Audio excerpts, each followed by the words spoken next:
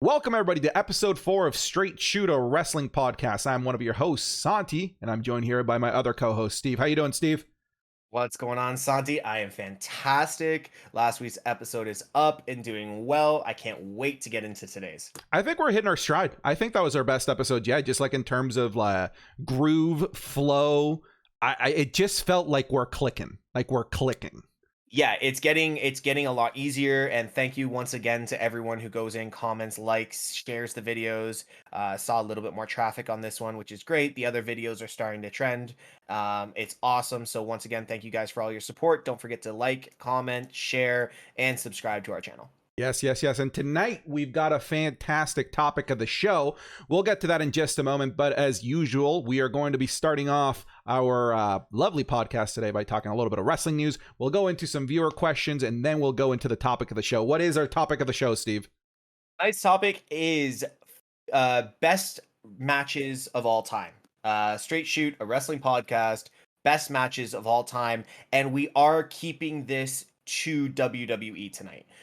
If we went into WCW, AEW, New Japan, TNA, we would be here for 6 hours. So we're going just strictly WWE. I'm going to be honest.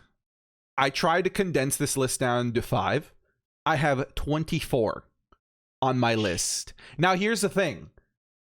If you were to ask me what the greatest matches of all time were, I wouldn't necessarily say all of these matches here. There's a good portion of these matches that I have here that are here because they're one of my favorite matches, which is a totally different thing, right?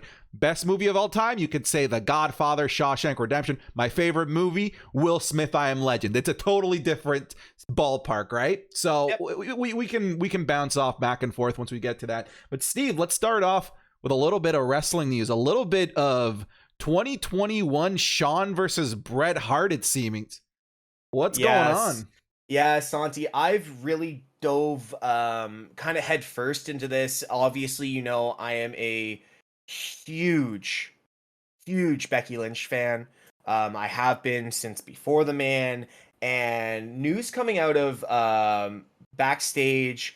If anyone has seen the Ariel Helwani interview, seen what's been going on Twitter, the heat between Becky and Charlotte is a lot more real than we originally anticipated. We all saw a couple of weeks ago the well, if you want to call it a title exchange, I'm just calling it, no pun intended, a straight shoot on SmackDown.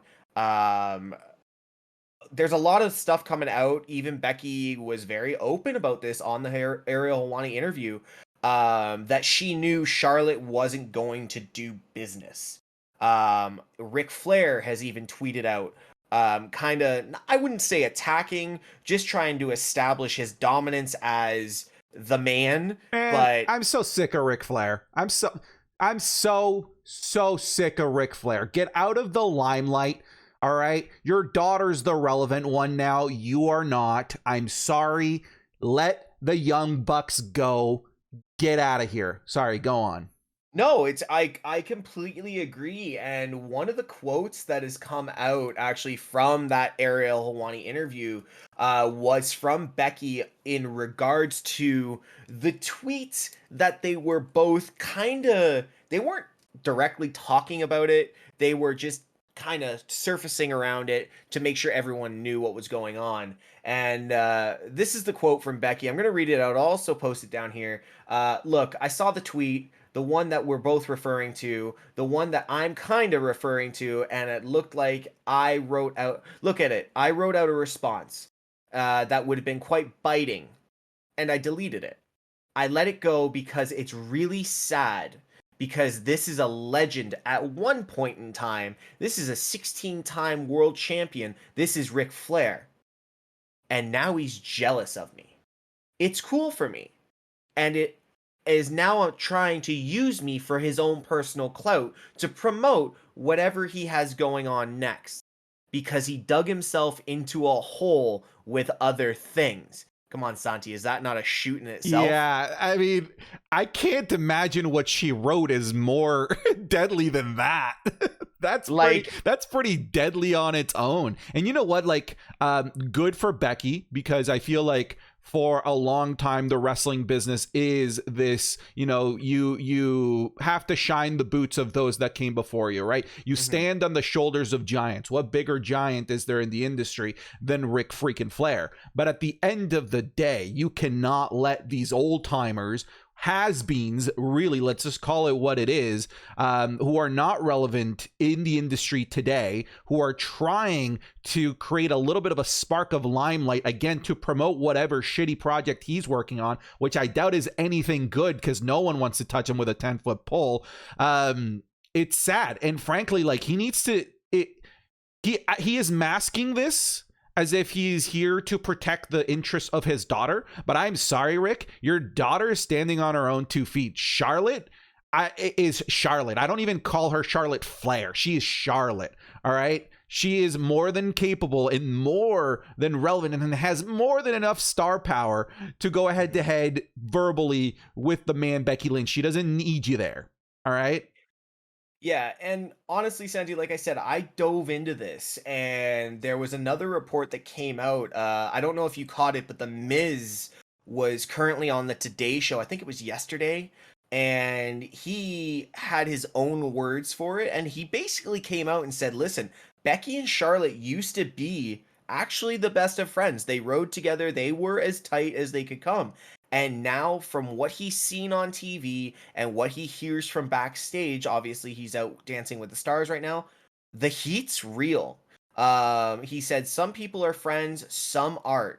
Like right now, Becky and Charlotte aren't friends, and he is so invested in this Survivor Series match coming up this weekend because he thinks it's going to be a hell of a lot more than just a scripted match. There's going to be a few shoots. Yeah. And for me, this is the match for the it's the only match in this Survivor Series as far as I'm concerned.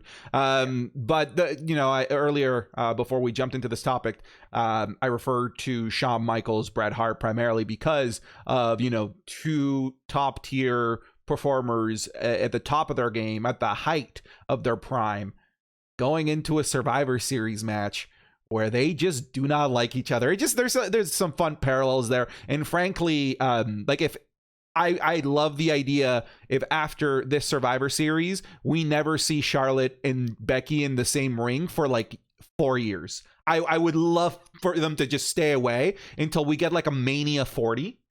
Yeah, until we get to like a Mania 40, and we can have these two just finally do a giant blow off. Obviously, I'm not a booker. Money isn't going to be made 4 years from now. They're going to want to make money today. But this Survivor Series match is the only match that I care about. I love the fact that there's real heat, as you know. We could be getting worked, and if we're getting worked, amazing. This is a great work. If we are getting worked, I am so happy to get worked like this right now. But for one last point of everything that I've gone through coming into this, Becky also was quoted on the show on Ariel Helwani's show saying she does not want to work with Charlotte after this match ever again. Now, here's my question. Never say never Santi. In wrestling. No, never say never. But I have a question for you, Santi. Okay. We are coming up to a milestone for the Montreal Screwjob. Is this slightly a work and Charlotte has asked for her release and they work it into this match where Charlotte doesn't do business Friday night, she's fired? What happens?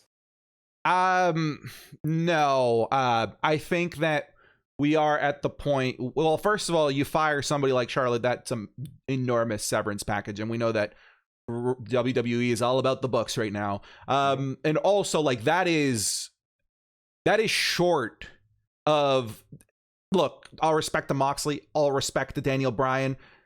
Charlotte goes to AEW. That is the biggest grab in AEW history from WWE. Absolutely. Easily. And WWE knows that. Absolutely. WWE knows that. Look, I can't see it happening. I can't see Charlotte getting fired. They have two separate shows with two totally separate travel schedules. It is totally plausible that these two never cross paths, with the exception of pay-per-views. I think that they're going to be able to coexist in the same company. No problem. But, not wrestling doesn't make money in wrestling. If they don't like each other and Vince sees money, too bad. You're working together. Yeah. Okay. Well, no, that was the point. But does Charlotte do business? Yeah. On Sunday, do you think we're at that point, or are we past that point where there's gonna be a couple of shoots? Yeah, I think they do business, and I hope that the work and the storyline is that she doesn't. I think that would be very interesting, because that makes Survivor Series all of a sudden interesting again to the smart audience, because then every year we're always going to have a clash of egos at a Survivor Series, right? Because it's always two champions, women's champion versus women's champion, men's champion versus men's champion. Maybe this becomes like the place where legitimate beefs of like who wants to be the top star actually do blow off. Look, Survivor Series is damn near irrelevant. All right, it's up there with Great Balls of Fire when it comes to irrelevant pay-per-views. All right. Yeah.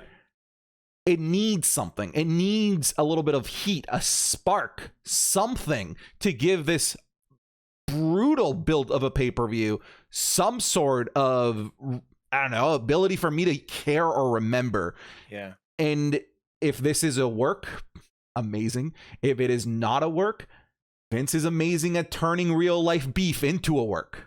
Yeah. Ask Matt Hardy and Edge. If those two were able to work together, anyone can work together. Yeah, that's awesome. All right. So, Santi, we got 2 questions. Yes. You want to hit at them? Yeah. So we got 2 questions, both coming from Christian over on the Discord. Now, one of the questions is going to lead us into our topic of the show. So we'll start with this one, because we were talking a little bit about WrestleMania in this podcast and the previous podcast. And I feel like we're going to be talking quite a bit of WrestleMania during our topic of the show. But Christian's question is, what is your favorite WrestleMania moment? You have one?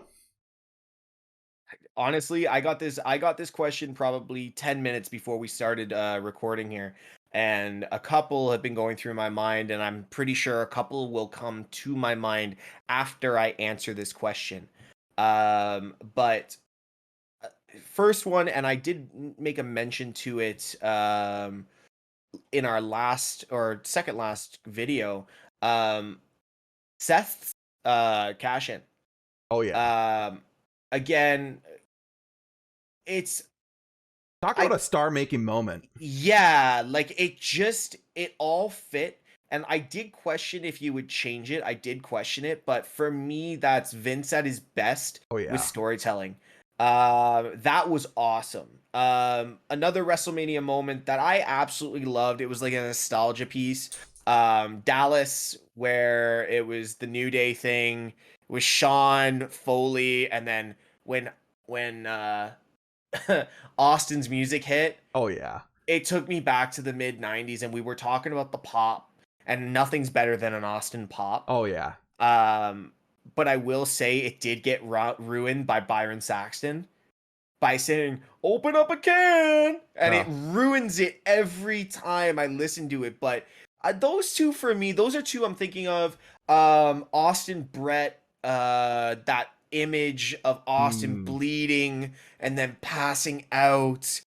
Sean with the cascade from the rafters. Yeah, those are some. I'm sure there's another one that's gonna come to mind for me. Final one I'm gonna say right now is the end of an era.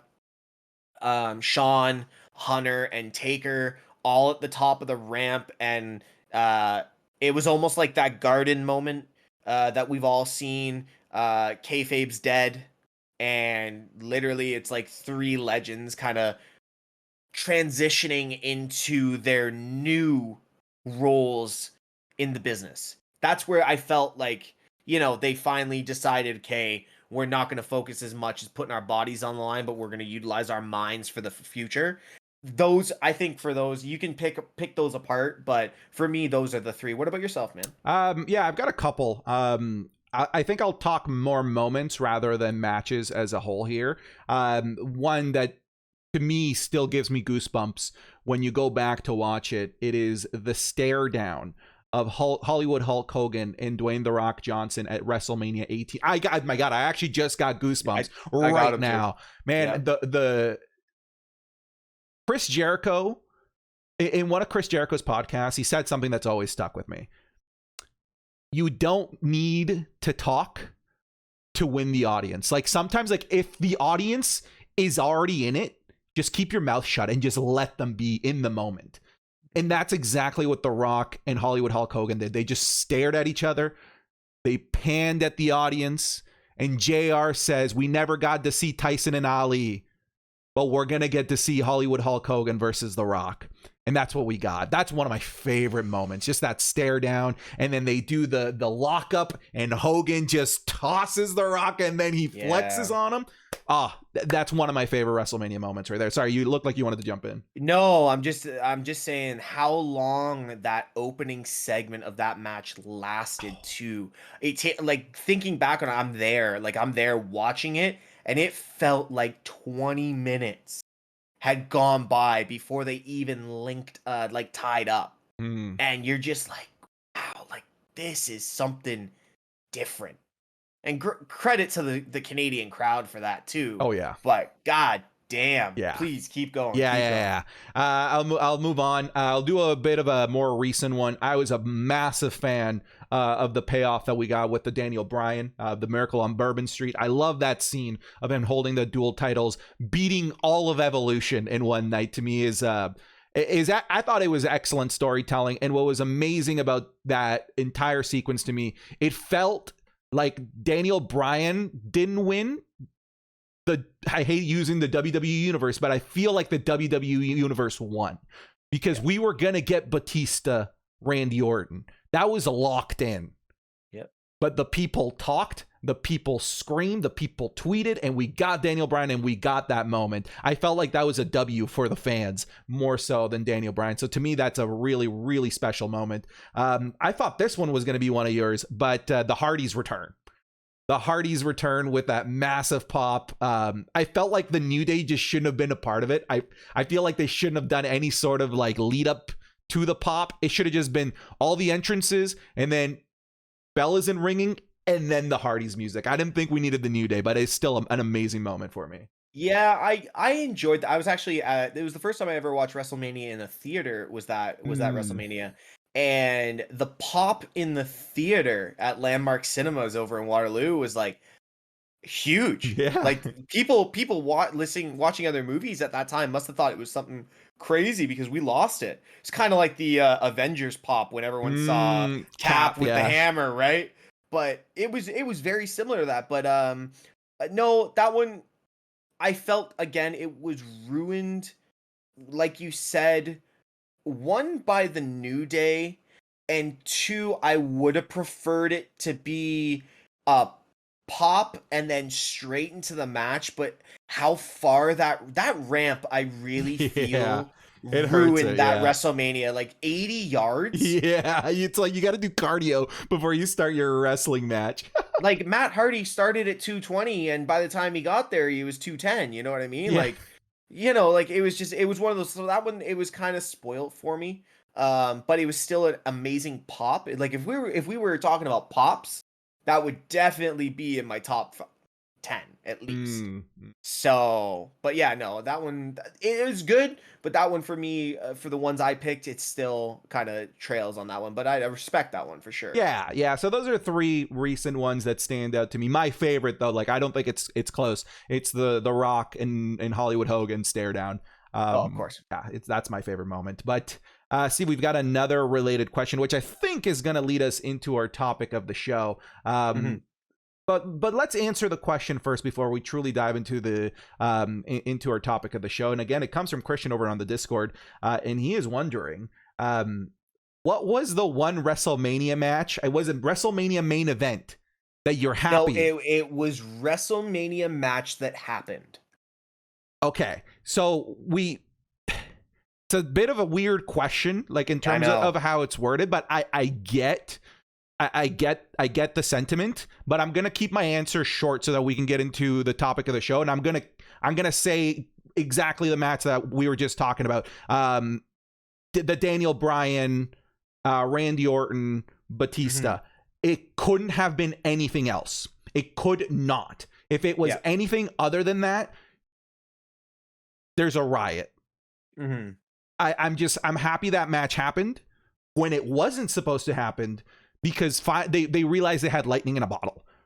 Yeah. And the amount of times that WWE has dropped their lightning in a bottle, they've fumbled the bag. Karrion Kross, Keith Lee. How many more names do I need to list? All right, there's a lot. And they were about to fumble this one. And they didn't. And they didn't, but they were going to. That's the thing. They were going to.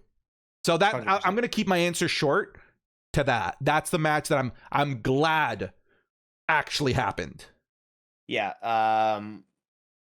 See, you know me and you know my feelings on Daniel Bryan, and I never want to see Batista hold the title again. So I actually agree with that. If they had dropped the ball there, I think WWE would have been on a very quick downward slope. And you always see, if this person doesn't win, we riot. I think there would have been a riot on Bourbon Street that night if Bryan did not win. Let me add one. Sorry, before we jump off of that, I'm going to add one more, why that match was so important to happen when it did. Because if you look back, like that is that was just when we lost CM Punk. Like we had just lost CM Punk. It was fresh. I don't think that we'd gotten the podcast yet. The podcast, I think, dropped a little bit after that Mania. Mm-hmm. And had we gotten Batista as the champion, followed by the CM Punk podcast, that would have been brutal press for WWE. At least we got the guy that we wanted at the time, which was Daniel Bryan. Yeah, exactly. For me, I have two, and for two different reasons. One, storytelling, and again, one hits towards what you said is what the fans wanted and the lightning in the bottle. The first one comes to storytelling. It's Bret Austin, the submission match. People say wrestling is storytelling at its finest with violence. What we saw in that match was storytelling at its finest with violence.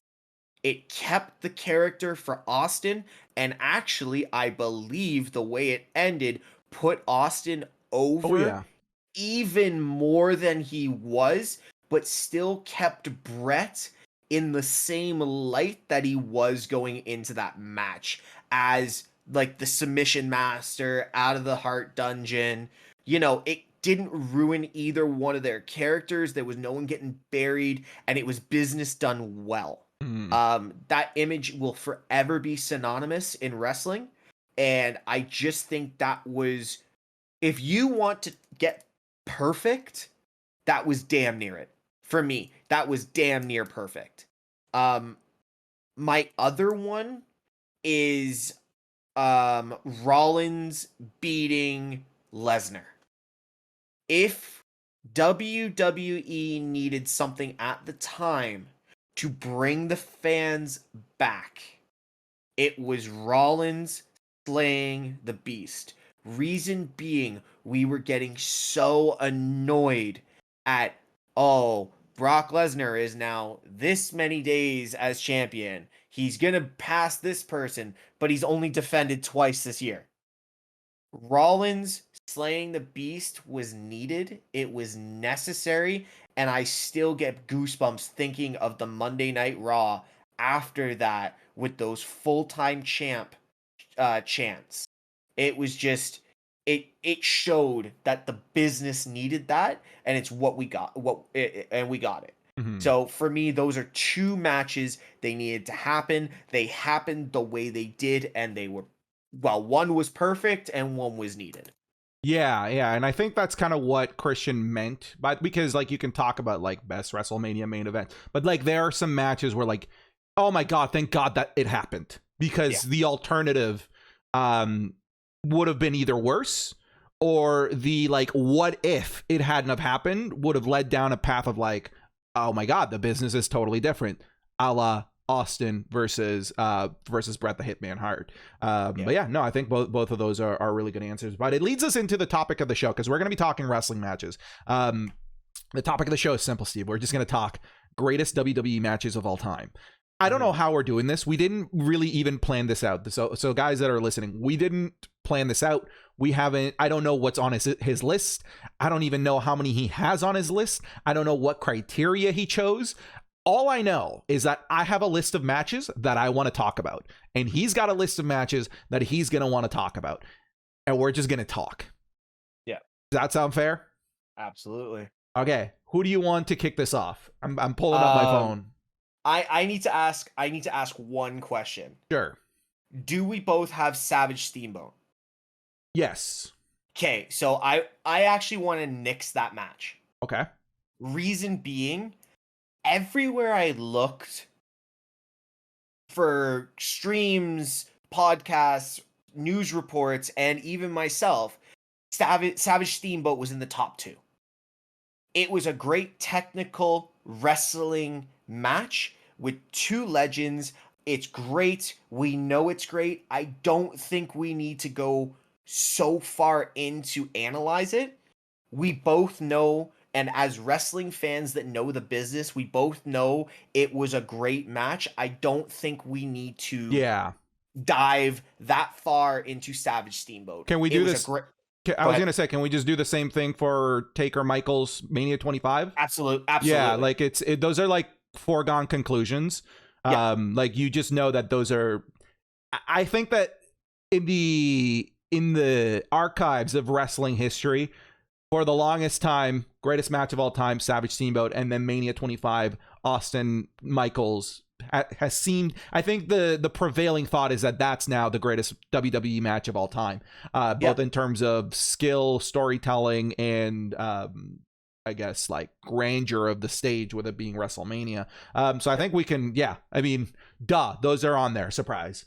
Yeah, I didn't want to cut into the podcast, and if anybody wants us to go into those matches, we can. But really, we all know how good both those matches were. Yeah.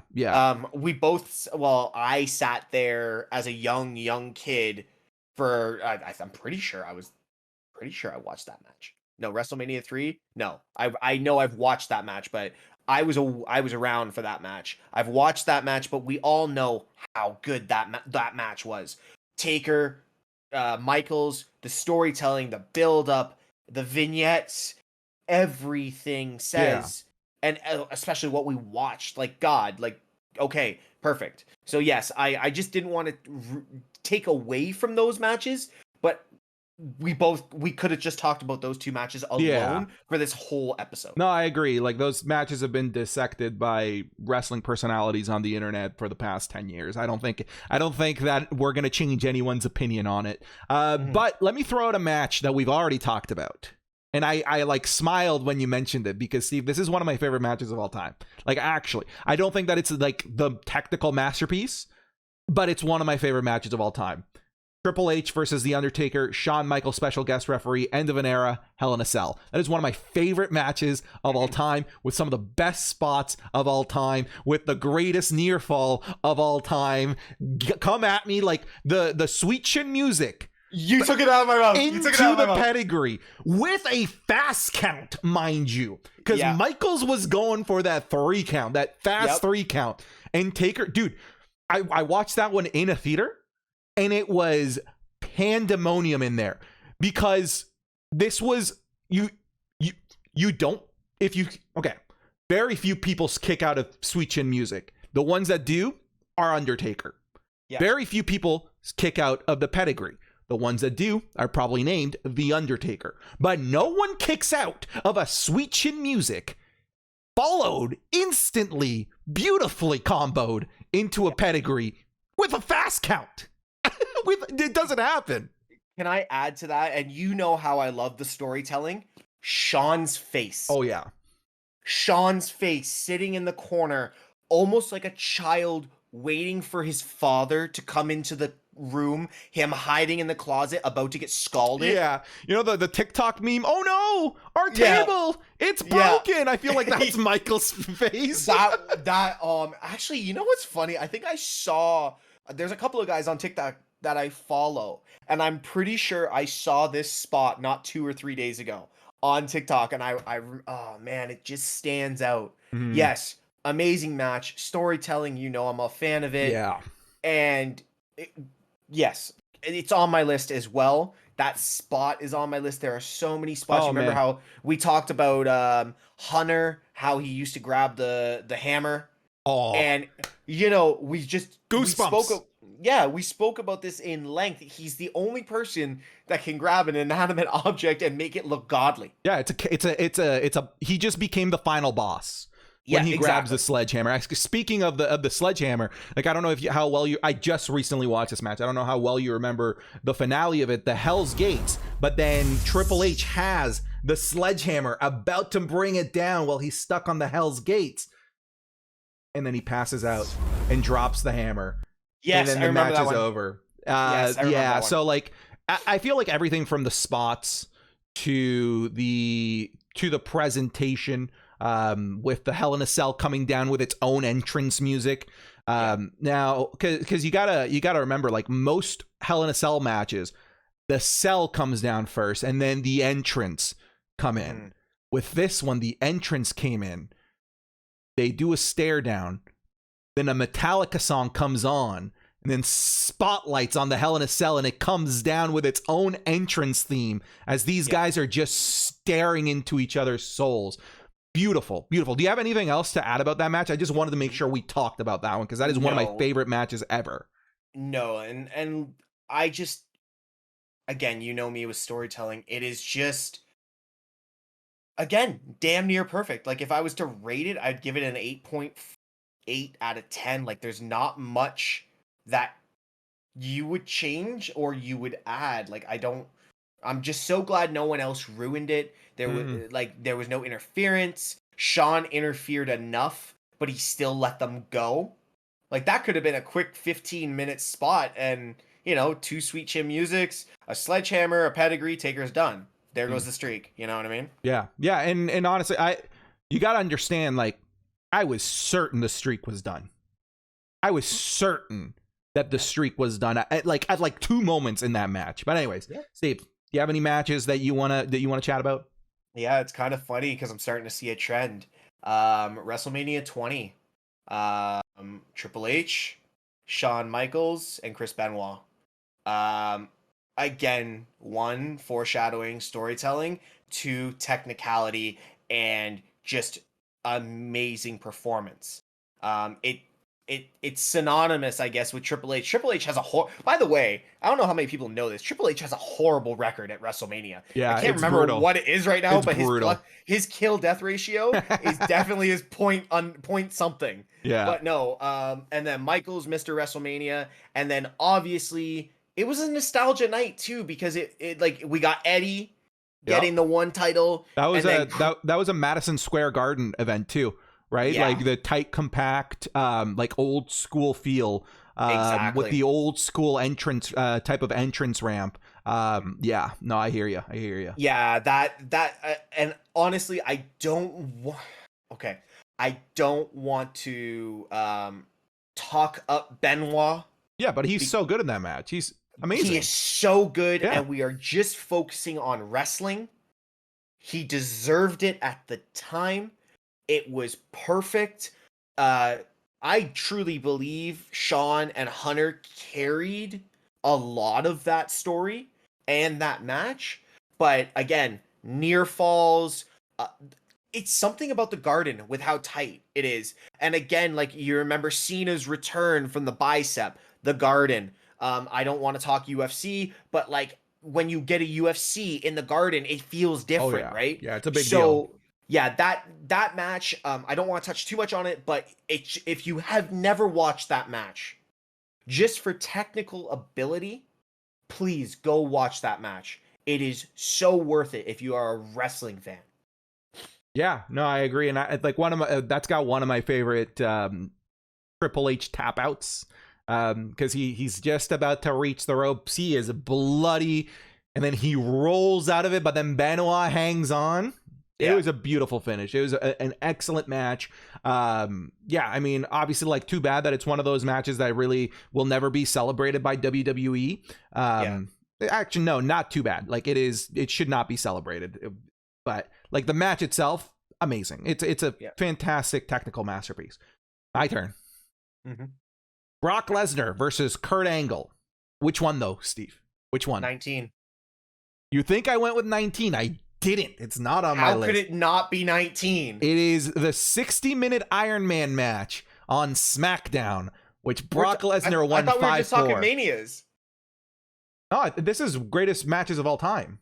Oh shit, I thought we were just talking No. Manias. Oh, shit, Okay. This is greatest wrestling matches of all time, my guy. Okay, Yo, wake up. Sorry, man. Brock Lesnar versus Kurt Angle, 60-minute Iron Man match on SmackDown. Kurt Angle loses 4-5 to Brock Lesnar, and the match ends with a 20-second ankle lock where Brock Lesnar refuses to tap. It is so intense.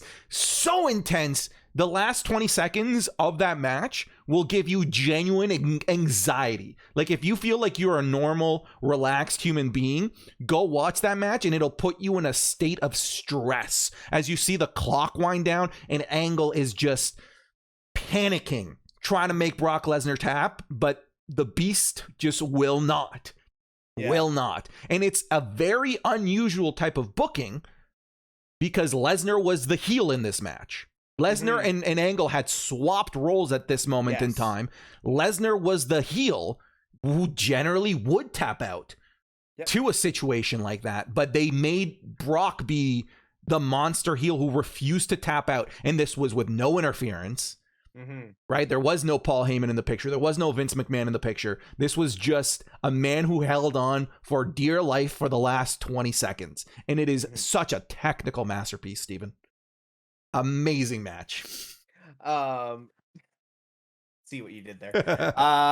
No, and I'll speak to that because I was watching a interview the other day, and it was Kurt Angle talking about when Brock Lesnar originally entered into the business, and obviously Angle being the Olympic gold medalist, Brock being the NCAA champion, both amazing technical wrestlers, and they actually had a conversation of who would actually win in reality. And they actually did it backstage. They actually did have a match, and Angle actually beat. That's impressive. Actually beat Brock. Yeah, that's impressive. He said it was close, and everybody that has spoken to it has said Kurt won, but it was damn close. But that match, again, technicality, storytelling at the time of where both characters were at, perfect. Free TV. On free TV, we got a 60-minute Iron Man match between two Hall of Famers. Exactly. Okay, now that I know and I'm cluing into what we're talking about here, I'm going with, for me, nostalgia-wise and my favorite wrestler of all time, Eddie, Brock, Vengeance. No Mercy. No, sorry, No Mercy. Was it? Yeah, No Mercy leads into Mania. Sorry, I thought it was Dude, Vengeance. I'm the pay-per-view king from 2002 to 2005. It's No Mercy. No, excuse me. It's... Oh my God, no. It's not... No, is it No Mercy? No, it's not No Mercy. No. I'm sure it was Vengeance. It wasn't Vengeance either. Oh my God, this is killing me. No Way Out. It's No Way Out. Are you sure? 100%. I will literally put $100 that it's No Way Out. All right, we're doing a quick confirmation. It's No Way Out. I'm right. I'm not wrong on it. It's No Way Out. It's No Way Out. Let's move on. Let's move on. No, Eddie, New Mexico. Oh yeah. I know it was in New Mexico, but I think it was El Paso. El Paso, Texas, whatever. Pretty close. Don't say same thing. No. For me, Eddie always, I think, was underutilized when he first came in from WCW. They still booked him kind of as a cruiserweight, and his character development in WWE and that whole storyline, the promo that Eddie cut, getting real. And that was Eddie outside of it. I had the privilege to meet him, and that promo hits me more now because of the conversation I was able to have with him about 6 to 8 months before he passed away. That was Eddie. What you saw in the ring was Eddie. And that match, and to beat Lesnar clean at that, well, for one, ever. Clean-ish. Remember the Goldberg interference. Clean-ish. but to beat or to beat Lesnar at that time with just a flat pin, yeah, for me, I don't care if anyone says it's not. It's a beautiful moment for sure. For me, that is, oh my god, and the celebration at the end in the crowd. Let's go. All right, go on, go on. I know, I hear you, and like I said, there's the term best match of all time. Like, it's one of those, like, are we talking like what the historians are gonna say is the best match of all time? Are we saying what is my best match? Because that includes like favoritism and whatnot. So I hear you. Yeah. This is a match from NXT. I would argue potentially the greatest tag team match of all time that does not include a tables, ladder, or chair. It is DIY, Tommaso Ciampa and Johnny Gargano versus The Revival, Dash and Wilder, at NXT TakeOver Toronto. Best 2 out of 3 falls. What a damn match. Fellas, go back and watch this. This was prime NXT. This is Shinsuke Nakamura, Samoa Joe NXT. Go back and tell me that the ending of that match is not both the biggest tearjerker as well as the most laughable moment at the same time, as both Tommaso Ciampa and Johnny Gargano have got both members of the Revival in their finishing submissions, and the members of the Revival are holding hands, preventing each other from tapping out, but then they eventually both tap out. What a beautiful match. And this is something that we were getting a lot of in NXT, which was quality tag team matches, which for a long time we were not getting in WWE. Argue that like it's getting better, but like it's always the same thing. It's the Usos, the New Day. But in NXT, there was an actual genuine focal point on the tag teams, to the point where the tag team title match did main event a takeover when it was DIY versus Authors of Pain. But this was like the start of like, hey, our tag team division can main event, because you had DIY, The Revival, Authors of Pain. I think it was like MS16. You had Sanity at the time. Like, you had quality tag teams in that division, and we got to see the two best go at it. And it was such an amazing match to have in the mid card. Amazing. It's just unfortunate that tag team just is not something that WWE tends to ever give a focal point to. Do not crucify me for this, but I have never seen that match. Oh, buddy, I wish I was you so I could forget it and go back to watch it. That should be homework. I'm gonna have to go and watch it, because I can honestly say I've never seen that match. I'm near front row. You'll be able to see me losing my mind at that match. I remember seeing the clip of you with, who was it? What was the one? Oh, the clip of you in the crowd. Yeah, with your little niece right there, and you're like screaming at. Who were you screaming at? So that was that would have been TakeOver Toronto 2. Johnny Gargano versus Adam Cole, 3 Stages of Hell. And because the first stage was a street fight. They went into the audience. It was right beside me. There's a Steve, I'll send you the picture so maybe you can put it down here. But there's a picture of me that I didn't take. It was like the WWE like cameras, and it's got the WWE logo. And you see me taking a selfie as I believe Johnny Gargano is hitting Adam Cole over the head with a soda glass that he grabbed literally from a fan right beside me. But yeah, Steve, go and watch that match. It is NXT at its finest. It is indie wrestling at its finest in a WWE stage. Okay. No, I will go watch that one. Let's talk about something that we haven't really gone into. I'm actually going to go into a women's match. Okay. I'm not high on, I wouldn't say there's a lot that I would say were great matches that I would put on my list, but this one definitely made it. And that was Charlotte, Sasha, Becky at Mania. And I do believe they main evented that one, correct? No, it was under the main event. It was under the main event. Yeah, it was. That one wasn't the main event. The first women's main event was the one with Ronda. Yeah, but for the women, and I will add. Sorry, 1 second. I will add that was the match that correct me if I'm wrong. I believe that was the match that did away with the Divas title. Yes, yeah, they brought because Lita brought the women's title in, the first yeah. white and red women's title. Um, I'll have to say, for what those three women had done for the business at that time, really, I didn't think Becky should have been in that match. I think it was too Uh, early for her. I think it was too early for her. it was about a year or two too early for her, but still some great spots for her. You really saw her character development come out. I think it was the first time on the big stage we saw Charlotte do the twisted Yeah, moonsault, the corkscrew moonsault out of the ring. Which I honestly thought she broke her leg when she landed. And then obviously the entrances and everything leading up to that. Again, great storytelling, great time for the women. Um, and doing away with that awful Divas title. And for me, happily doing away with the Bellas and that whole Entertainment Total Divas bullshit that we were getting, trying to boost the women. We got The women's women wrestling. didn't. Women's wrestling. The four horsewomen that there's apparently, again, from what I read about the Becky Charlotte stuff, there's an unspoken bond now about the four horsewomen. They, next to Lita and Trish, they are the women's division and will be the pioneers of what women's wrestling is now. The only other person that I would add in, just because of how great she is technically, but she's not with us in WWE, is Britt Baker. Yes, I know how you feel about Britt Baker and us getting Britt Baker, but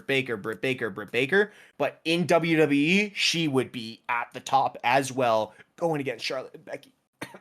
Sorry. No. I hear you. And yeah, I mean, in terms of a match that was monumental, I think that is it. Like for women's wrestling, because there was that moment that I felt was a little bit where they, again, WWE dropped that lightning in the bottle when they had the original debut of the of Sasha, Becky, and Charlotte, where they split them all off into like different factions. And even then, like, the focal point of those factions were the women's wrestlers that we were already growing tired of, like the Bellas.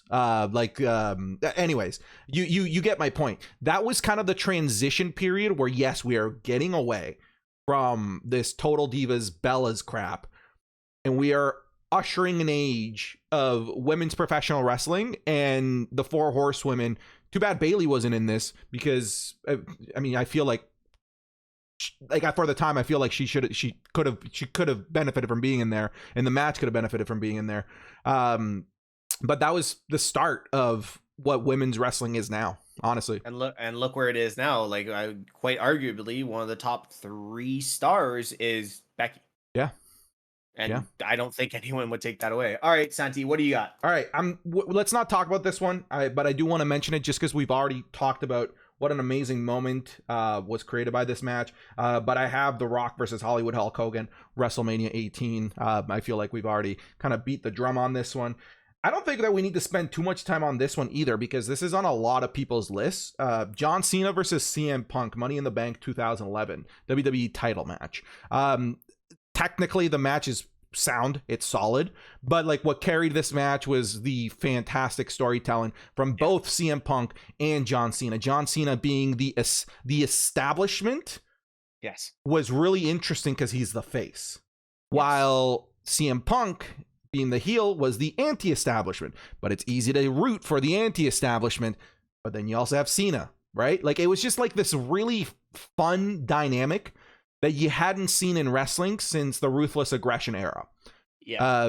You just hadn't. And I've talked about this in the podcast before, where like I felt like CM Punk saved me from hating professional wrestling. The Rock brought me back, but CM Punk saved me from completely walking away from the business. In this match, we can talk about the debacle of the summer of Punk. I feel like that would be an interesting thing for us to dissect one day. That match itself was perfection. The storyline was perfection. The ending of like, hey, bring Del Rio, as Vince is panicking on the mic to get that title off of Punk. It was so good. It's so good. And obviously the coming up and being in Chicago as well. I don't think I have ever heard Cena gets heat, but the fact that Punk just sat dead center in the ring, the music hit, and you couldn't Oh hear man, Cena's music. no, you couldn't. And You couldn't. Cena, I don't give Cena credit, but Cena sold it so well. Oh He yeah. was there for business. No He knew not salute. to, no playing to the crowd, nothing. I'm there for business. I have to get this title and make sure I fucking walk out of here, or the business is in danger. Yeah, yeah. He put over the storyline amazingly. He put Yeah. over Punk amazingly. Like, yeah, it's just like, okay, we cannot be big match John. We need to be John Cena, the one who needs to save the establishment. Yeah, so like for many reasons, that match is so near and dear to my heart. But yeah, in terms of storytelling, I think it's also fantastic. Let's again, I didn't want to spend too much time on that one. I do want to spend some time on this one though, Steve. I'm very curious about what you think of this match. The Rock versus Stone Cold Steve Austin. 15 or 19. 96. I went with Mania 19 as my favorite Rock Austin match. Is that Austin? That's Austin's retire match, right? Yeah. Ooh, okay. You know how I feel on that match. We talked about it last time. I wanted Austin to go 3-0 and somehow ride off a different way. I know Austin came back and did business the way business needed to be done, especially when he took his ball, with the whole thing with taking his ball and going home. I don't think Rock needed it at that point because he was getting really into his Hollywood stage. So really putting Rock over and then Rock leaving soon after that as well. Like it was only like about a year. And obviously we know these Hollywood contracts are well in advance. So obviously a Rock knew he was leaving too. As big as a character as Stone Cold is, it was a great match. Great match. But I hate how it ended. I hate Really? it. Yeah. That's a shame. It's one of my favorite matches of all time. I love the ending where like you can just The Rock knows that was Stone Cold's last match. I think in that building only Stone Cold and The Rock knew that was going to be his last match, because Rock, as soon as he pinned him with that third rock bottom, leaned over, covered his face along with Stone Cold, and clearly must have just thanked the ever living stars.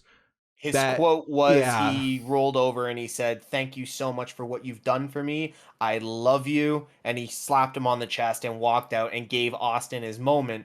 I agree with you. Yes, that was beautiful storytelling, and realism at its finest. Okay, I know we've brought up, like, I swear to God, every single podcast that we've done, we've brought up The Rock versus Hurricane, but like the lead up to it was both this like epic bout, right? That we are going to have the Rock Stone Cold trilogy. But then The Rock is balancing this very serious storyline with Stone Cold with one of the funniest storylines in professional wrestling history with him in the Hurricane.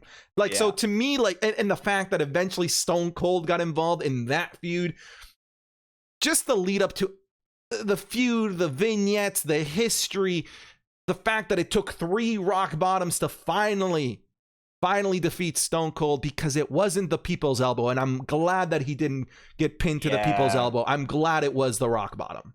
Yeah. No, like I said, it was a great match and leading up to it. But like I said, you know my opinion on it. I wish it went a different way. A lot of the retiring matches I agree with, but I just think for who Stone Cold is, it should have been something else.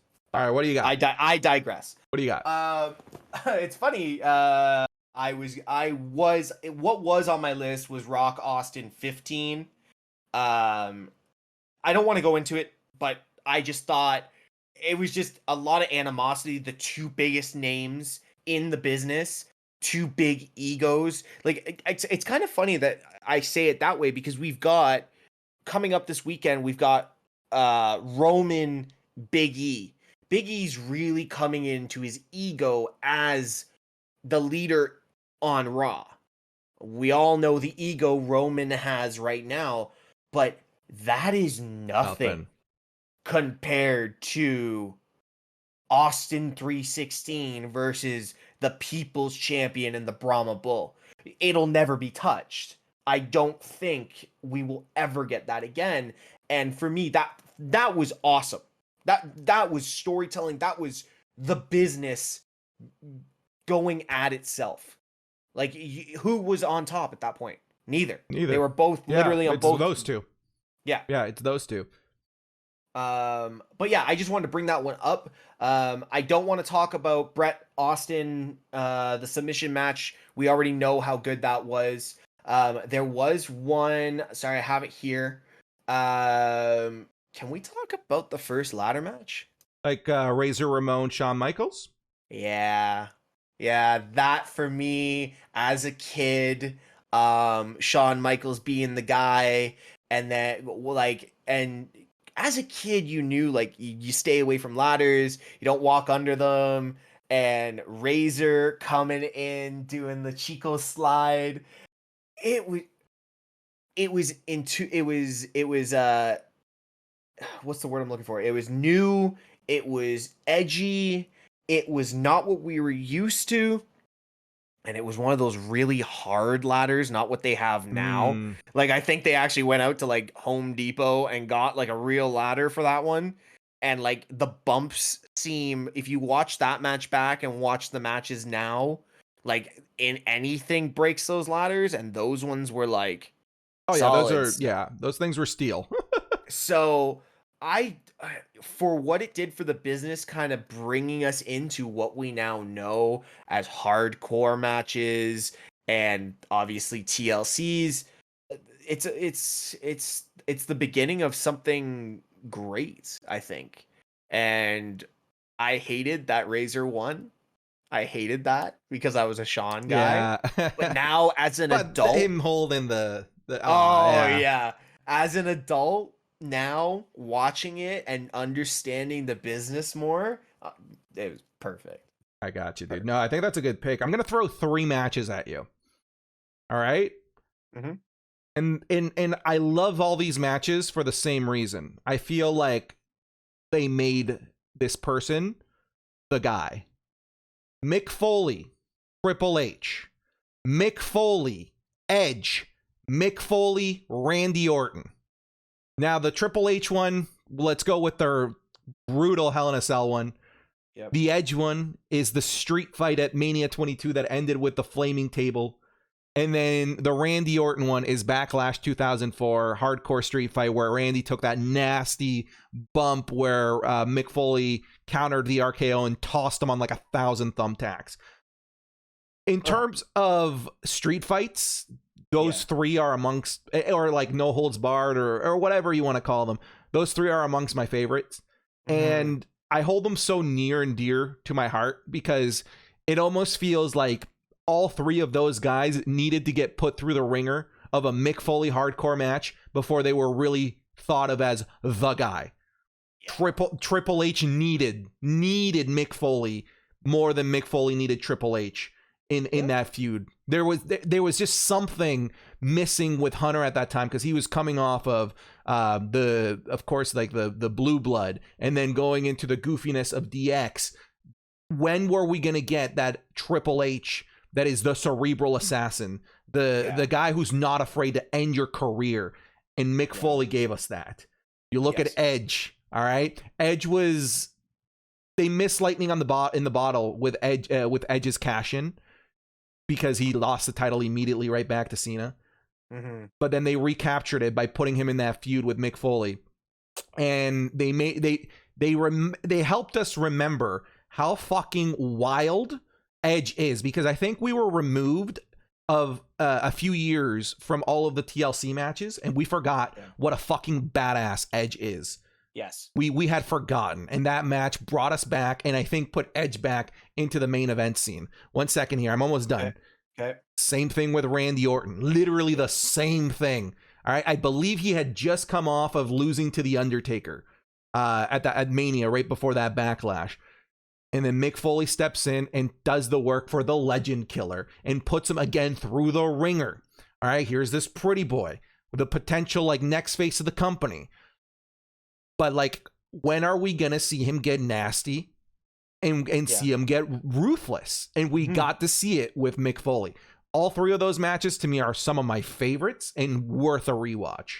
It's funny you bring that up. I watched another documentary about a month ago about Mick Foley speaking at length about the Edge match. And he spoke to it as it was his WrestleMania moment. That fire was his WrestleMania spot. Yes, he already had 98 Undertaker going off the top, but he felt that he was only remembered for that. And not everything else he had done, but he never had his WrestleMania moment. And he said him and Edge had spoken at length about what they wanted to do, and Edge goes, "I will give you everything." And he genuinely did. Like, he had 4th-degree burns on his arm. Yeah. Or 3rd-degree burns on his arm from going through that table. I think actually Lita was burnt in that spot as well because of how hot the flames were. Yeah, you can't fake flames, kids. No, you can't. Flames and gasoline. Yeah, you can't fake those. Don't play with fire. But yeah, no. So if you actually go watch that documentary, I can't remember where it was. It's on the network, but go watch it. It's a fantastic listen from Mick Foley's point of view about that. But I do agree, those three guys really, really needed a boost or kind of that venom added into them. You know how venom like comes into your system and you turn into that nastiness. And I don't think Randy has ever gone back. Like, I don't care, even with RK Bro right now, Randy is still a vile piece of shit. And he still does it in a comedic way, you know? So, no, I do agree with you. And that actually leads me into my second last match is Taker Mankind. Come on, man. Yeah.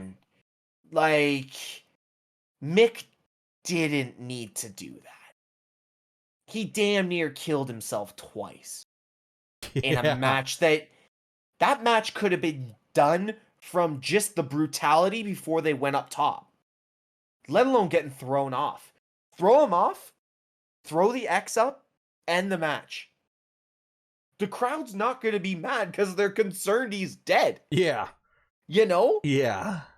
But then he gets up and goes back up and then goes through the roof of the cell and has a chair go through his mouth.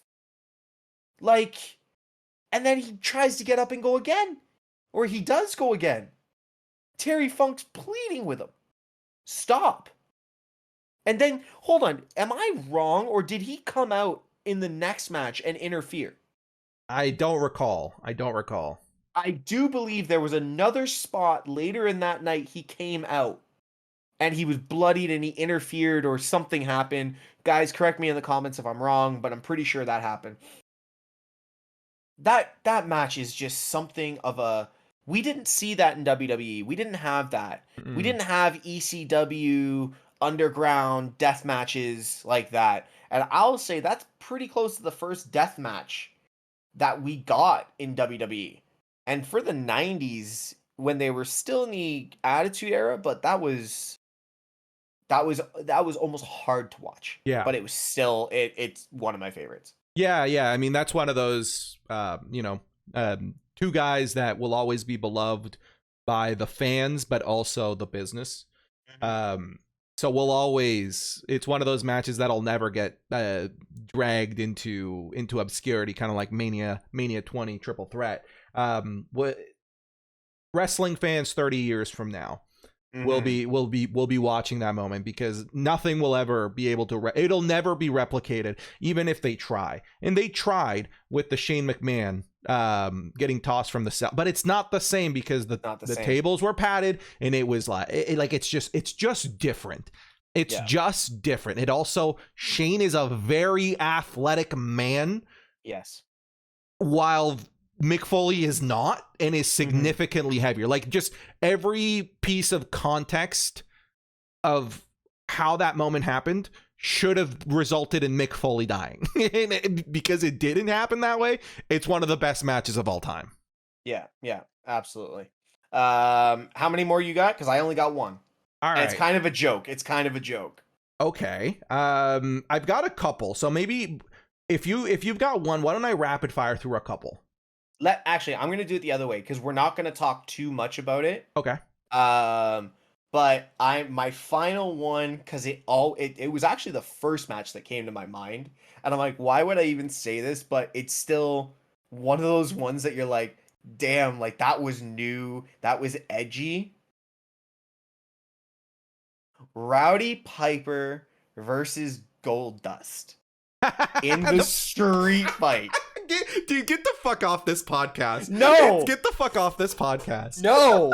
They have a police chase in that one.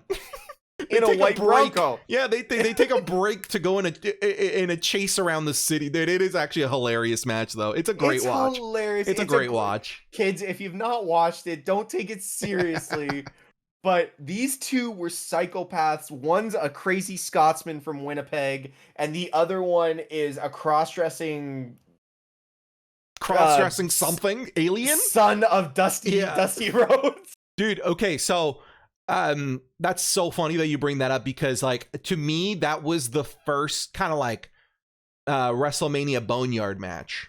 Yeah, you know, like it's the first kind of like match that's happening, like almost fourth wall breaking, because you've got the actual event happening in the venue with matches happening. And dude, like that WrestleMania, that's one of the funniest WrestleManias to watch, because like they'll literally cut away halfway through a match and be like, oh, we've got Goldust and Roddy Piper, they're out of the car, they're back at it, and like they're giving us updates as if it's an actual like live event, like a live like police like chase or police disaster that's happening. It's hilarious. It's actually really funny.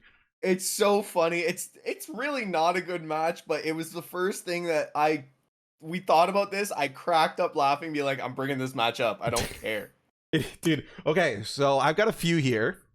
Let's rapid fire through these, and if you've got some thoughts on them, we can chat about them. So I like this one because this is a technical masterpiece that can be easily forgotten, but I will never forget it because this is during like my heyday of wrestling. No Mercy 2002, the culmination of the SmackDown Tag Team Championships, Rey Mysterio and Edge versus Kurt Angle and Chris Benoit. Now, to give people some context, we had at that time there was the World Tag Team Championships, but they became at one point exclusive to Raw.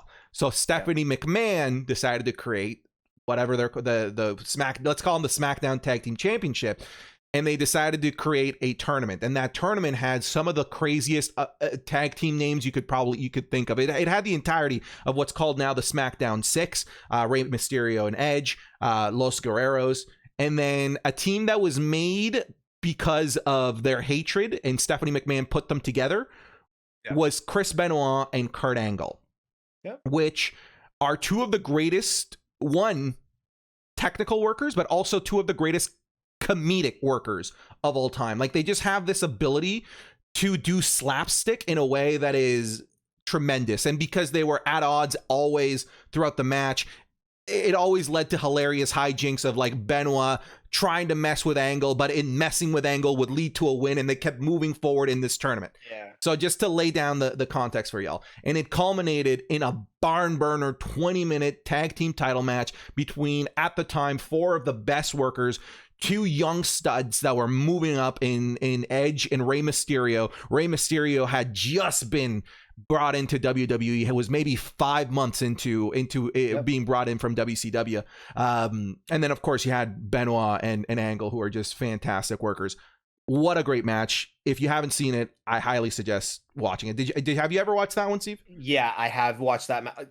You name any match with Eddie Guerrero in it, I've watched that match. I was just I was still in wrestling, but obviously I was moving my way away from it. But that match, I think, really established what we're seeing now in um NXT when it comes to a lot of the spots, the skill, the acrobatics, Hmm. the technical side. What we're seeing in AEW with the Lucha Brothers and Jungle Boy mixed with what's his name, Dinosaur. Yeah, yeah, Luchasaurus, Luchasaurus. Luchasaurus, and the Young Bucks. I really think if you went and asked the Young Bucks, tell us a match that really gave you an idea of who you want to be, they would look at that one. Dude, For sure. it's such an amazing I'm Yeah. a massive fan of tag team wrestling. We don't get it enough. Yeah. That's why you just mentioned AEW. AEW had Jurassic Express versus the Young Bucks. What an amazing match that was That a couple was of months back. Well, did you Yeah. not see Full Gear? I did see Full Gear, yes. Oh my god, what a match that was. I loved it. It's so good. It's so I good. loved every second of that match. Tag team wrestling needs more love, please. Yes. Okay, let me move on and rapid fire you with a couple of more. See if you've got any thoughts. John Cena, Brock Lesnar, Extreme Rules 2012. You know I'm not going to comment on it. It's got John Cena in it. All right. I love this match because it was a throwback to the Ruthless Aggression era. We got Brock Lesnar coming back. We got blood, which what? Yeah. It felt real. It felt real, and I'll always remember this, dude. It's so bizarre. I wish that there was insider information on this, but after that match, which John Cena won, which he shouldn't have, but John Cena won, he was selling the arm because he was put in a Kimura lock. And then after the match, he gives a speech as if he's either like retiring or taking time off. Yeah. And then he shows up the next night on Raw, and as if he never gave that speech. It's really bizarre. It's very bizarre. I've always been curious, like, there had to have been a plan because he was working that arm, he was selling it, and then he gave just a very, very like goodbye speech, like goodbye for now type of thing, but he never left. I'm very, very curious what was in the works. Yeah, that one was very weird. I do remember that moment in the future spot like that was like the Mark Henry on Cena. Yeah, that it was very similar to that, and it felt wrong at the time listening to that because Cena had so much more to do in the business, and it just didn't make sense. It was also the first time that there was a fine for color. Because Lesnar was told not to bleed, and he wanted to do the spot. He was told not to, and he said, "You know what? Screw it. I'm gonna do the spot.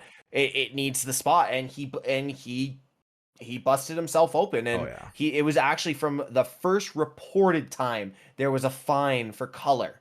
And I thought it needed it. You go back and watch that match. The animosity, the storytelling, the build up, it needed it. Yeah. Sometimes a wrestler does get cut open and you're like, oh, okay, it was an accident. No, like that wasn't an accident. It was a spot. It needed to be done. Vince was wrong. Creative was wrong.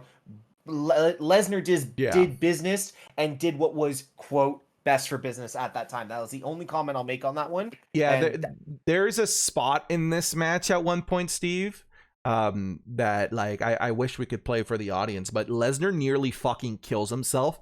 Clearly because he forgot the dimensions of the wrestling ring and didn't really understand how to hit the ropes. So there's a moment where John Cena's on the apron, on the outside of the ring, on the outside apron, and there is a steel steps in the middle of the ring. Lesnar runs a lariat, jumps off the steel steps, trying to tomahawk Cena.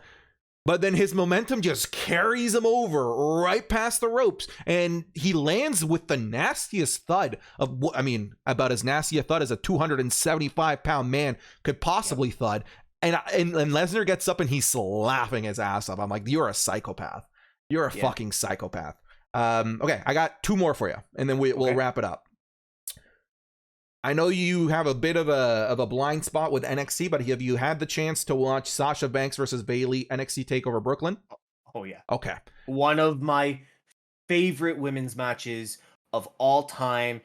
Again, storytelling, what it was doing for the women's division, getting away from the divas. It was wrestling. It was raw. It was gritty. Heel versus face in its entirety. The crowd behind it, and like you said before with Jericho, where it's almost like just let the crowd carry the match. Yeah. You know, they didn't need announcers there. As much as we want the announcers to kind of get involved a little bit, unless it's Byron Saxton, but shut up. But that you could have watched that just with crowd noise. Mm-hmm. It would have been amazing. Yeah, it would have been amazing. Amazing match. 2 more for you, and then we'll wrap it up here. I'd like to get your thoughts on. Well, look, it's one of those matches where it's like, oh, duh. Obviously, like, it's an amazing match. You put these two in a WrestleMania stage, it's going to be amazing. So I don't want to linger too long on this one. But have you had a recent chance to watch Kurt Angle versus Shawn Michaels Mania 21? I do have that match. I actually was going to put that on the list, but it was kind of like the Savage Steamboat match. It's like obvious. It's obvious. Yeah. Mr. WrestleMania versus basically the he was wrestling guru. machine at the time. He was wrestling machine at the time. Yeah, no, incredible match. Again, crowd helped carry it.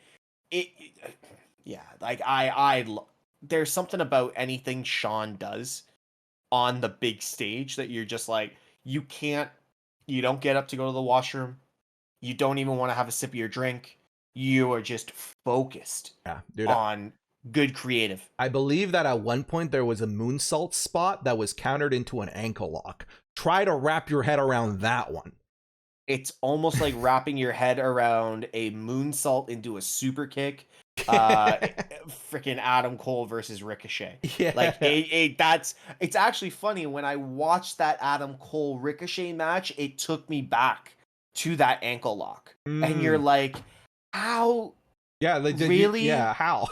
Yeah, it's just like you hadn't seen it before and you're like replaying it because back then you really didn't have the PVR to go back. You're like, what did I just watch? Yeah, please replay that. I used to just tape everything with VHSs. Any pay-per-view I would tape with a VHS.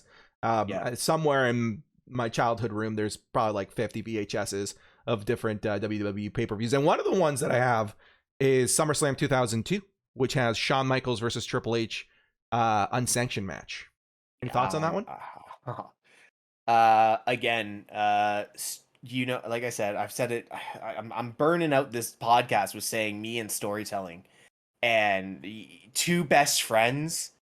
And actually, if you go back, there was a copious amount of heat with Shawn and Hunter before that match a couple of years, and people started catching wind. The internet started getting into it, and like, you know, like it was one of those ones that you just kind of got the dirt sheets on it, and them going in and that vignette or that promo where Shawn's beaten and bloodied with the bandage over his eye, he's bruised up, and he literally just like leans forward. It was you, Hunter. It was you, Hunter.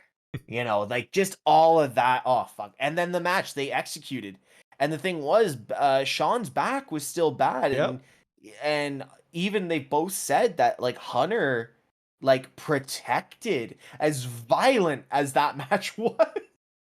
Hunter somehow protected Shawn in every spot, and Shawn said he came out of that match feeling like he hadn't done anything because Hunter protected him so well. He got a spine buster on steel table or steel chair or the steps. Chair.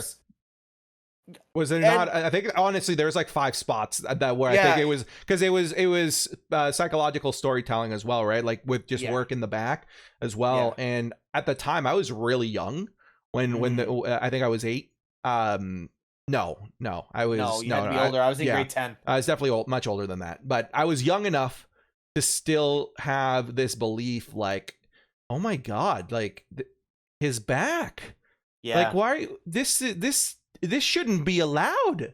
This should like it was this like it felt so real. And then of course the fact that the match ended with Michael celebrating, but then Triple H grabbing the sledgehammer from behind and just like full swinging at his back, and then Michaels is out until Survivor Series at that point. Like Steve has been banging the drum on storytelling, but that match like had the right level of brutality. It had honestly, out of a lot of these matches that we've talked about, I would say potentially one of the greatest builds of all time to a match, like in terms of vignettes, like everything leading up to it, like the storyline of like who smashed Sean's face into like the car windshield, right? And then we got like you, Hunter. Damn right, it was me, Sean.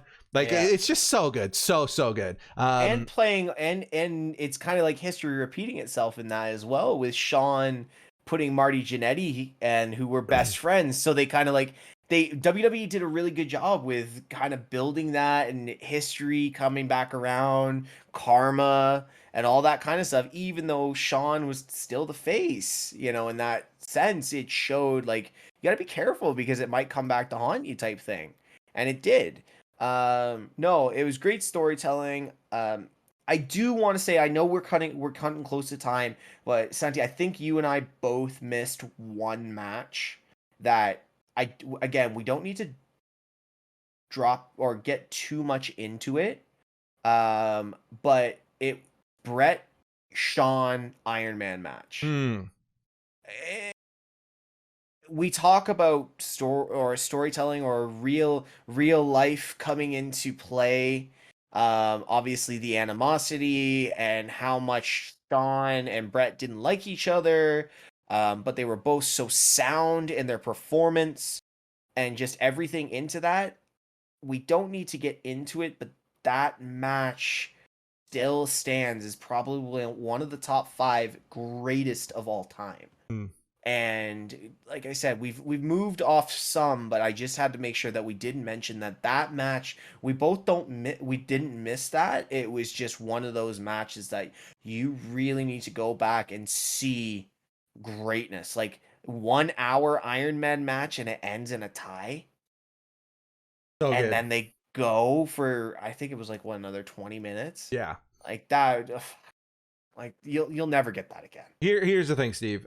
We're gonna hit stop record here, and like as I'm lying in bed, I'm gonna have like 30 more matches that are gonna come to my head, and I'm gonna be so upset that we didn't talk about them. I just know, especially like I know that I didn't get into because there was a big time where a big stretch of time where I was really into NXT. I didn't even talk Cesaro, Sami Zayn, best 2 out of 3. I didn't even talk Shinsuke Nakamura versus Sami Zayn, NXT Dallas. I didn't talk about the North American title. I didn't talk about Velveteen Dream versus Tommy End. There's so many. There's so many. Gargano versus Andrade, a literal 5-star match. Like there's so many in NXT.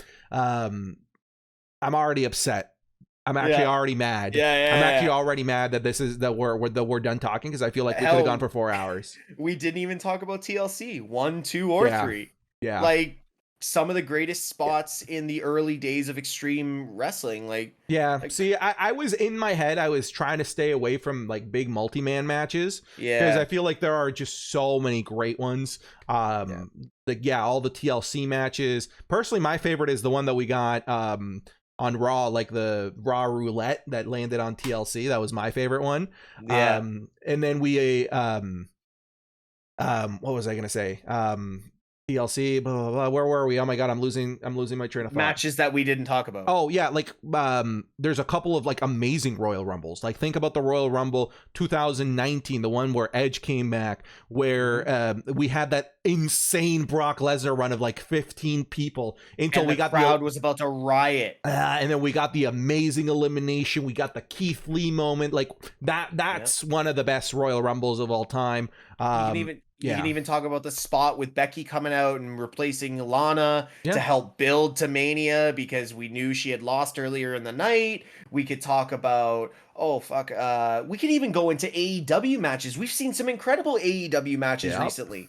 Like we've got man, we could do a whole other episode. And I'm going to be messaging you later. We forgot this one. Yep. We forgot this one. We forgot, and you're gonna be like, "Shut up, leave me alone. I'm Yeah, sleeping." especially because Yeah. last episode I said that one of my favorite feuds of all time was Michaels Shawn, and Michaels Jericho, and I forgot to mention Jericho Michaels Mania 19, their ladder match. I think it was No Mercy. Like it. Let's just end this. Let's end this. Steve, End it. Where can the people find you? Guys, you can find me at Instagram, Twitter, and Twitch.tv, all/Mr. Teshk. And Santi, what about you? You guys can just focus on finding me over on twitch.tv/SantiZap. In the description below, you'll find all those links along with a link to our Discord. If you want to be part of the conversation, if you don't want to join the Discord, just be part of the conversation in the comment section. Don't forget to like this video, comment, share it. I don't know, man. Just tell your grandma, tell your kids about it. We just need eyes on this. All right. Steve, any final words? Well, I'm going to tell you what next week's episode is, and I'm going to surprise you because you have no idea. No, I don't. Next week's episode, episode 5, the final episode of our 5, we are going into greatest heels of all time. I don't care if it's WWE, AEW, TNA, New Japan. We are going into greatest heels. Okay. Of all time. And I don't care if it's ranked, but I want to talk heels next week. All right. I'm down. John Cena. He's not my number 1. All right, everybody. Thank you very much for watching. Take care and see you on the next one.